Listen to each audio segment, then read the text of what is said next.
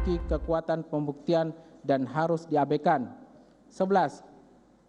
Asumsi penuntut umum yang menyimpulkan bahwa kegiatan saudara Ferdi Sambo pada hari Jumat 8 Juli 2022 untuk bermain bulu tangkis di Depok merupakan bagian dari perencanaan. Faktanya, agenda bermain bulu tangkis saudara Ferdi Sambo adalah untuk memenuhi undangan dari mantan petinggi Kapolri dan merupakan agenda rutin setiap Selasa dan Jumat, sehingga baik ART, ADC maupun Korspri sudah menyiapkan peralatan bulu tangkis tanpa harus diperintah terlebih dahulu oleh saudara Ferdi Sambo. Hal ini berkesesuaian dengan keterangan saksi Cuk Putranto, saksi Azan Romer, saksi Farhan Sabila, saksi Alfonsius Dua Loreng, saksi Abdul Somad, dan saksi Daden Miftahul Haq sebagai berikut dianggap telah dibacakan dan termuat dalam nota pembelaan ini. Sangat jelas bahwa pada tanggal 8 Juli 2022, agenda dari saudara Ferdi Sambo adalah bermain bulu tangkis. Kegiatan bulu tangkis tidak hanya dilakukan pada tanggal 8 Juli 2022, tetapi dilakukan secara rutin di setiap hari Selasa dan Jumat. Dalil penuntut umum yang menyatakan bahwa saudara Ferdi Sambo sengaja ke Duren 3 sebagai bagian dari perencanaan. 12. Penuntut umum berasumsi ketika menyampaikan terdakwa memerintahkan saksi Richard Eliezer Pudihang Lumiu untuk membawa senjata laras panjang jenis Steyr AUG ke lantai 3 kediaman Saguling sebagai bagian perencanaan agar meminimalisir perlawanan korban. Asumsi tersebut tidak sesuai dengan bukti CCTV yang ditayangkan di persidangan pada tanggal 20 Desember 2022 dan bertentangan dengan keterangan terdakwa dan saksi Daden Miftahul Haq. 13. Faktanya merujuk pada waktu CCTV sekitar pukul 14.58 terlihat secara jelas bahwa saksi Richard Eliezer Pudihang Lumiu membawa senjata Steyr AUG dan menuju ke arah kiri, yaitu kamar ADC. Sedangkan pada waktu CCTV sekitar pukul 15.00 menunjukkan terdakwa dan saksi Kuat Maruf ke arah kanan menuju lift untuk naik ke lantai 3 rumah Saguling. Berdasarkan timestamp CCTV tersebut dapat terlihat secara jelas bahwa saksi Richard Eliezer Pudihang Lumiu membawa senjata Steyr AUG ke arah yang berlawanan dengan terdakwa dan saksi Kuat Maruf yang menuju lantai 3 dengan menggunakan lift. Rekaman CCTV tersebut juga berkesesuaian dengan keterangan terdakwa di persidangan tertanggal 11 Januari 2023 yang menyatakan bahwa terdakwa tidak pernah memerintahkan saksi untuk menaikkan senjata Steyr AUG karena terdakwa tidak pernah mengetahui mengenai senjata dan itu adalah urusan dinas. Hal ini pula didukung dengan keterangan saksi Daden Miftahul Haq yang pada pokoknya menyatakan saksi Richard Eliezer Pudihang Lumiu hanya sekali naik ke lantai 3 pada saat dipanggil saudara Ferdi Sambo. Berdasarkan uraian tersebut di atas, jelas saksi Richard Eliezer Pudihang Lumiu membawa senjata Steyr AUG ke arah kiri, tepatnya kamar ADC. Hal tersebut membuktikan rapuhnya bangunan argumentasi penuntut umum dalam menguraikan surat tuntutannya. 14. Penuntut umum berasumsi dan menafsirkan bukti CCTV secara berlebihan saat menyampaikan peristiwa terdakwa naik ke lantai 3 bersama saksi Kuat Maruf dan bertemu dengan saksi Ferdi Sambo. Bukti CCTV hanya menunjukkan terdakwa naik lift bersama saksi Kuat Maruf dari lantai dasar. Tidak satupun alat bukti lain menunjukkan pertemuan di lantai 3 dengan saudara Ferdi Sambo ataupun pembahasan perencanaan pembunuhan korban Nofriansah Yosua Huta Barat. Waktu CCTV menunjukkan sekitar pukul 15.00 terdakwa dan saksi Kuat Maruf naik ke atas menggunakan lift. Kemudian tidak berselang lama pada waktu CCTV sekitar pukul 15.03 terlihat saksi Kuat Maruf turun menggunakan tangga samping lift. Kami tim penasihat hukum terdakwa mengajak kita semua untuk berpikir secara logis dan jernih. Apakah memungkinkan dalam waktu sekitar 3 menit terhitung terdakwa bersama Kuat Maruf mulai naik lift sampai saksi Kuat Maruf turun melewati tangga ke lantai 1. Terjadi pertemuan dengan saudara Ferdi Sambo dan membahas peristiwa kekerasan seksual di Magelang hingga rencana pembunuhan korban Nofriansah Yosua Huta Barat.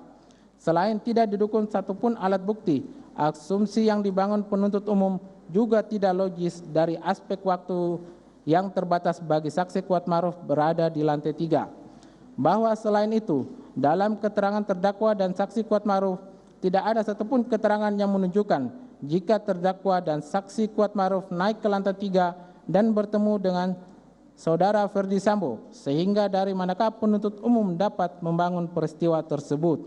Padahal tidak ada satupun keterangan dan alat bukti lainnya yang mendukung dan menunjukkan adanya peristiwa tersebut. Mengutip pernyataan Mahruz Ali selaku ahli pidana di bawah sumpah di muka persidangan yang menyampaikan proses pembuktian di persidangan guna mencari kebenaran material, sehingga alat bukti harus terang dari cahaya. Sebab hal tersebut menyangkut pemidanaan seseorang. Namun sangat disayangkan, penuntut umum dalam menguraikan sebuah peristiwa pada surat tuntutannya tidaklah dibangun berdasarkan fakta persidangan dengan disandarkan pada alat bukti yang sah sebagaimana dalam peraturan perundang-undangan. 15.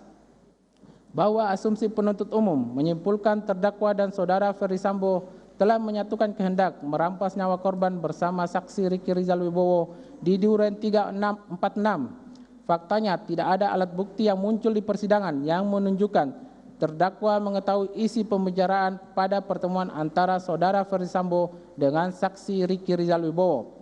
Saksi Riki Rizal Wibowo di bawah sumpah di buka persidangan pada tanggal 13 Desember 2022 menyatakan yang pada pokoknya bahwa pada saat saksi Riki Rizal Wibowo naik ke lantai 3, saksi Riki Rizal Wibowo hanya bertemu dengan Saudara Ferdi Sambo tanpa keberadaan terdakwa.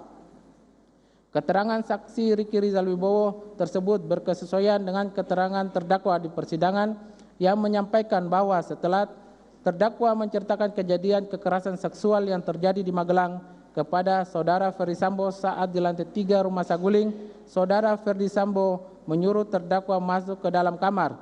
Setelah itulah Saudara Ferdi Sambo memanggil saksi Riki Rizal Wibowo melalui handy-talkie. Terdakwa sempat mendengar ada panggilan melalui HT sebelum pintu ke arah lorong kamar ditutup. Setelah pintu lorong menuju kamar ditutup, terdakwa tidak lagi mendengar suara apapun di luar. Terdakwa kemudian berjalan di lorong yang panjangnya sekitar 5 meter hingga belok ke kanan masuk ke kamar tidur dan menutup pintu geser kamar tersebut. Selaras dengan keterangan saksi di muka persidangan tersebut di atas, maka ketidaksempurnaan asumsi penuntut umum yang menyisihkan keterangan yang disampaikan saksi Riki Rizal Wibowo dan terdakwa tersebut patut untuk dikesampingkan. 16. Penuntut umum kembali hanya menggunakan keterangan satu saksi yang berdiri sendiri, yaitu saksi Richard Eliezer Pudihang Lumiu. Penuntut umum mengungkapkan saat terdakwa mendengar pertanyaan Saudara Ferdi Sambo, maka terdakwa keluar dari kamar menuju sofa dan duduk di samping Saudara Ferdi Sambo sehingga ikut terlibat dalam pembicaraan antara saksi Richard Eliezer Pudihang Lumiu dan Saudara Ferdi Sambo. Penuntut umum lagi-lagi hanya bersandarkan pada satu keterangan saksi Richard Eliezer Pudihang Lumiu saja yang tidak berkesesuaian dengan alat bukti manapun dan juga berubah-ubah atau tidak konsisten saat menuduh terdakwa mendampingi Saudara Ferdi Sambo pada saat bertemu dengan saksi Richard Eliezer Pudihang Lumiu di lantai 3 Rumah Saguling. Sebagaimana diuraikan penuntut umum dalam surat tuntutannya, bahwa terdakwa yang mendengar perkataan Saudara Ferdi Sambo langsung keluar dari kamar menuju sofa dan duduk di samping Saudara Ferdi Sambo sehingga ikut terlibat dalam pembicaraan antara saksi Richard Eliezer Pudihang Lumiu dan Saudara Ferdi Sambo. Tuduhan ini selain bertentangan dengan keterangan terdakwa dan keterangan Saudara Ferdi Sambo, keterangan saksi Richard Eliezer Pudihang Lumiu juga tidak logis dan mengada-ngada karena jarak dari kamar ke ruang tempat Saudara Ferdi Sambo bicara dengan saksi Richard Eliezer Pudihang Lumiu cukup jauh karena harus melewati lorong sepanjang sekitar 5 meter dan pintu sudah tertutup sejak sebelumnya ketika Saudara Ferdi Sambo memanggil saksi Riki Rizal Wibowo. Saksi Riki Rizal Wibowo juga menyampaikan di persidangan saat saksi bertemu dengan Saudara Ferdi Sambo, saksi tidak melihat keberadaan terdakwa. Penuntut umum tidak cermat memperhitungkan kondisi ruangan yang berjarak cukup jauh ke kamar dan ruang yang kedap suara ketika pintu ditutup. Sebagaimana keterangan terdakwa di persidangan menyampaikan, setelah terdakwa menceritakan kejadian kekerasan seksual yang dialaminya di Magelang kepada Saudara Ferdi Sambo di lantai 3 Rumah Saguling, Saudara Ferdi Sambo memerintahkan terdakwa untuk masuk ke dalam kamar. Kemudian saudara Ferdi Sambo memanggil saksi Riki Rizal Wibowo melalui handi talki. Keterangan terdakwa tersebut berkesesuaian dengan keterangan saksi Riki Rizal Wibowo di bawah sumpah di muka persidangan yang pada pokoknya menyampaikan bahwa pada saat saksi Riki Rizal Wibowo naik ke lantai 3, saksi Riki Rizal Wibowo hanya bertemu dengan saudara Ferdi Sambo tanpa keberadaan terdakwa.